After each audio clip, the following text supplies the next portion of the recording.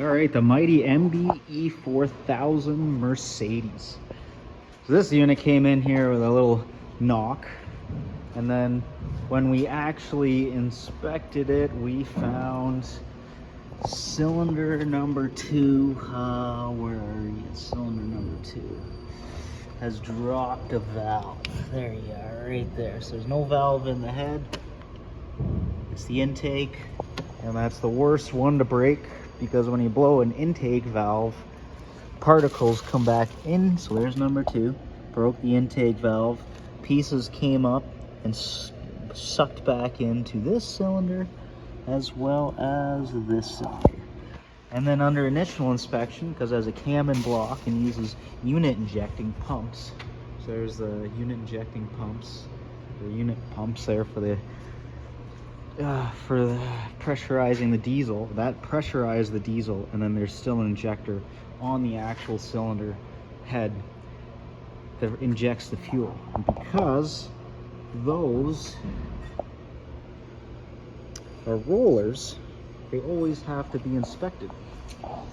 And when you inspect the rollers and it looks like this, that's bad. So this whole engine had to come out because of these rollers. And you can see the rollers from when you remove the oil pan. But that cam comes right out through the block, through the back. So do I like the Mercedes? Absolutely not. And especially when it comes to these EPA7s, which have EGR as well as a DPF filter. These are the last year's DPF filters, so you get all those sweet sensors, but these ones, and pressure sensors. So these ones are definitely the most complex of the latter years. There's part of the exhaust brake. There's the EGR valve setup right here with EGR cooler. And where's the valve? There's the turbocharger. There is the hydrocarbon doser to help heat up the DPF filter to upwards of 1,000 degrees. There's the HC absorption. Where is it? That's not you. The HC doser block is usually somewhere on the block itself, but it's spun around here. There you are, right there. That supplies diesel to the exhaust. Hydrocarbon doser. But again, this one's probably a, I don't know, 12 liter if I remember correctly. See, from an EGR engine, it's always dirty on the intake where it drops the EGR gases. There it is, there's the EGR valve. This thing is notorious for crapping out. If you ever get an EGR code on a Mercedes, just change the EGR valve right off the bat before doing any diagnosing whatsoever. Individual cylinder heads on a Mercedes is a good design because you can always address it. They leak coolant bad because of this flaw design. That is a coolant passage right here, and it is just an O-ring. If it starts leaking past the O-ring, it fills up this whole cavity and will leak on both sides. And then now Mercedes, since they've come out with this design of cylinder heads, they have upgraded the cylinder heads, and these ones are upgraded, so you can tell because the coolant passage is recessed in for a different head gasket. That different head gasket allows for a much bigger, thicker O-ring mating surface. But again, do I like the Mercedes? Absolutely not. That is a horrible thing, leaking coolant out of the cylinder heads, changing cylinder heads.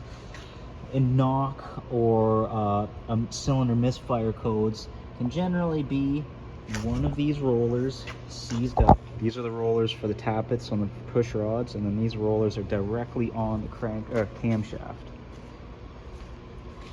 But what a setup. So that cam is no good. Nobody in their right mind is gonna friggin' work with that. That is only gonna get worse. Wow. God damn it, do I have to keep that? And since the new DD series engines have dual overhead cam, and you can always inspect them and you never run into this. Common rail is far better than any unit injection pump in my opinion. It's from working on it in my experience. This is a terrible design.